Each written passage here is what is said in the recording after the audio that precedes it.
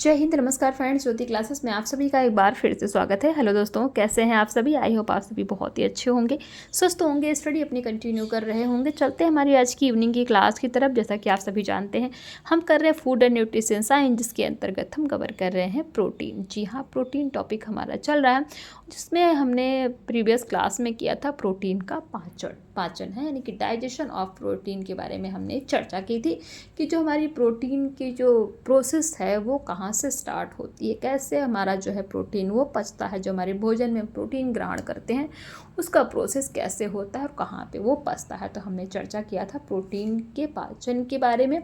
I hope आपने इस class को देखा होगा, नहीं देखा है तो आप प्ले लिस्ट में जा कर के देख सकते हैं। ईजिली आपको वहाँ से क्लास मिल जाएगी, और कहीं पे भी कोई डाउट है तो आप कमेंट के माध्यम से पूछ सकते हैं। अपना फीडबैक देना मत भूलिए। स्टार्ट करते हैं आज की क्लास। बट क्लास स्टार्ट करने से पहले आप सभी से रिक्वेस्ट है, चैनल पर फर्स्ट टाइम विजिट किए हैं, चैनल को लाइक शेयर सब्सक्राइब करना ना भूलें। अपना फीडबैक हमें दें। क्लास अच्छी लगती है तो क्लास को आगे भी फॉरवर्ड करें, ताकि हमारे जितने भी लर्नर्स हैं वो सभी हमारे साथ जुड़ के अपने स्टडी को कंटिन्यू कर सकें। तो स्टार्ट करते हैं आज की क्लास। आज की क्लास में फ्रेंड्स हम चर्चा करेंगे प्रोटीन का अवशोषण। प्रोटीन का पाचन हमने कवर कर लिया कि प्रोटीन का पाचन कैसे होता है। ठीक, अब हम देखेंगे अवशोषण ऑफ प्रोटीन, यानी कि अब्जॉर्प्शन ऑफ प्रोटीन के बारे में हम चर्चा करेंगे। तो पचे हुए जो प्रोटीन का अवशोषण मुख्यतः आहार नाल की छोटी आंत में होता है। जो हमारा प्रोटीन पच जाता है, पचने की प्रक्रिया कंप्लीट हो जाती है प्रोटीन की, तब वो कहाँ अब्जॉर्प्शन मतलब क्या होता है कि जहाँ पर प्रोटीन अवशोषित हो जाता है। ठीक है, तो हमने क्या देखा कि जो पचे हुए प्रोटीन का अवशोषण मुख्यतः आहार नाल की छोटी आंत में होता है। हालांकि प्रोटीन का अवशोषण कुछ हद तक आमाशय एवं बड़ी आंत में भी होता है। 60% प्रोटीन का अवशोषण छोटी आंत में और 28% बड़ी आंत में तथा 11% आमाशय में होता है। ठीक, ये पता होना चाहिए आपको कि जो प्रोटीन का अवशोषण यानी कि अब्जॉर्प्शन ऑफ प्रोटीन होता है वो 68% हमारी छोटी आंत में जाके ऑब्जर्व हो जाता है। ठीक, और 28% बड़ी आंत में तथा 11% हमारे आमाशय में अवशोषण होता है प्रोटीन का। ये चीज़ें आपको क्लियर होनी चाहिए, बहुत इंपॉर्टेंट है। छोटी आंत के शेषांत्र भाग में अंगुली के समान कई उभार होते हैं, जिन्हें कहा जाता है रसांगुर कहते हैं। ये रसांगुर ही अवशोषण का कार्य करते हैं। रसांकुर यानी कि विली, जिसके बारे में हमने पढ़ा था। रसांकुर अमीनो अम्ल को अवशोषित कर लेते हैं। ये अमीनो अम्ल रक्त में आकर मिल जाते हैं तथा परिसंचरण के माध्यम से पहले यकृत अर्थात लीवर में, फिर शरीर के विभिन्न कोशों एवं ऊतकों में पहुंच जाते हैं। यहाँ तक बात क्लियर है? शरीर में जितनी प्रोटीन यानी कि अमीनो अम्ल की आवश्यकता होती है, उतना शरीर द्वारा अमीनो अम्ल डियोमिनेस द्वारा यूरिया में बदल जाता है। क्या हमने पढ़ा कि शरीर में जितनी प्रोटीन की आवश्यकता होती है, उतना शरीर द्वारा अमीनो अम्ल डीएमिनेशन द्वारा यूरिया में बदल जाता है, जो मूत्र के साथ शरीर से बाहर निकल जाता है। तो ये तो हमने देखा प्रोटीन का अवशोषण।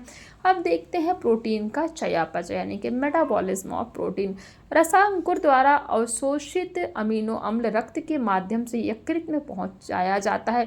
यहाँ अमीनो अम्ल का कुछ भाग प्लाज्मा प्रोटीन में संश्लेषित हो जाता है। शेष प्रोटीन रक्त परिसंचरण के द्वारा शरीर के विभिन्न ऊतकों एवं कोशिकाओं में पहुंचाया जाता है।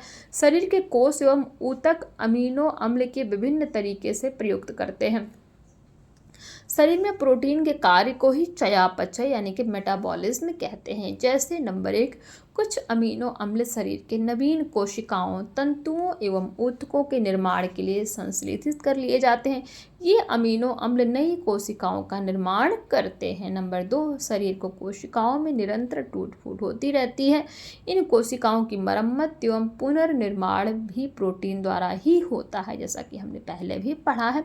अतः टूट फूट के परिणाम स्वरूप नष्ट प्रोटीन कणों का स्थान ग्रहण करने के लिए कुछ अमीनो अम्ल आत्मसात कर लिए जाते हैं। नंबर 3, कुछ अमीनो अम्ल ग्लूकोजेनिक प्रकृति के होते हैं। कैसे? ग्लूकोजेनिक प्रकृति के होते हैं, जैसे मिथियोनिन, सिस्टीन तथा एलानिन है। ये अमीनो अम्ल ग्लूकोज में बदल जाते हैं, जिसका कुछ भाग ऊर्जा के रूप में बदल जाता है तथा शेष भाग ग्लाइकोजन के रूप में मांसपेशियों में जमा हो जाता है।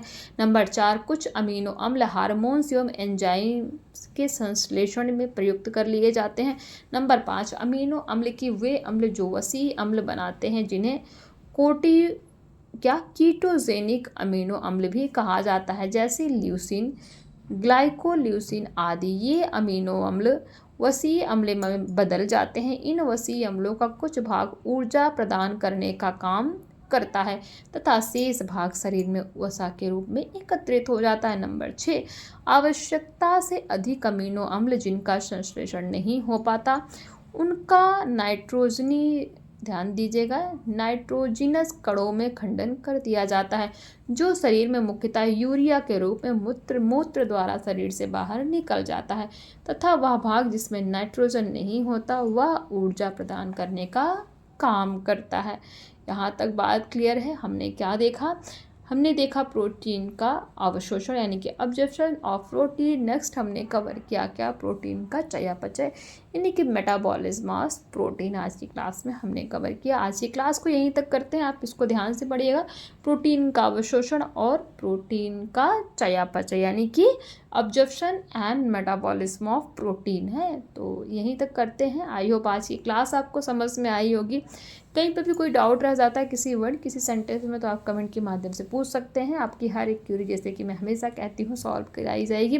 कहीं पर भी कोई डाउट होता है बट प्लीज़ फ्रेंड फीडबैक अवश्य दिया करें, क्योंकि विदाउट फीडबैक कुछ चीज़ें समझ में नहीं आती कि क्लासेस आपको कैसी लगती है। और हाँ, मैंने आपसे एक क्वेश्चन और पूछा था कि मैंने आपको कुछ क्लासेस ऑन स्क्रीन पे भी कराई हुई है, तो मैंने आपसे बोला था कि हम जैसे बुक से पढ़ते हैं वो वे ज़्यादा अच्छा है या फिर ऑन द स्क्रीन जो हम पढ़ाई कर रहे हैं वो ज़्यादा अच्छा है। तो बताइए कौन सा वे आपके लिए ज़्यादा बढ़िया रहेगा, बेनिफिट आपको उससे मिलेगा, है आपको चीज़ ज़्यादा अच्छे समझ में आएंगी।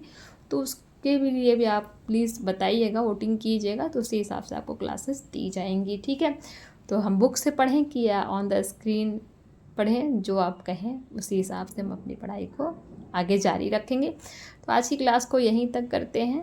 तब तक के लिए जय हिंद, नमस्कार। हंसते रहिए, मुस्कुराते रहिए, एक दूसरे की हेल्प करते रहिए। धन्यवाद।